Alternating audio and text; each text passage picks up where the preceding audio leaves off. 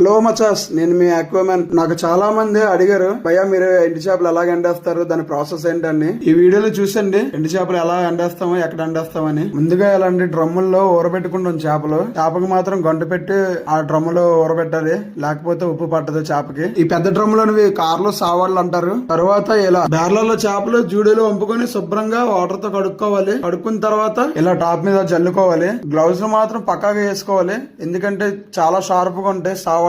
మా మామ గ్లౌజులు గట్ట ఏమి వేసుకోలేదు, ఎందుకంటే మాకు అలవాటు ఇవన్నీ. అలవాటు కాబట్టి గ్లౌజులు గట్ట వేసుకోలేదు. అలవాటు లేని మాత్రం పక్కగా గ్లౌజులు వేసుకోవాలి, ఎందుకంటే చాలా షార్ప్. టాప్ మీద పొడి చేపలు ఎండ్రైలు కూడా ఇలాగే ఎండేసుకుంటాం మేము. ఈ చేప పేరు ఎర్రావా. మరి మీ దగ్గర దీన్ని ఏమంటారో కామెంట్ చేసేయండి. చూసారు ఎంత అందంగా ఉందో చేప.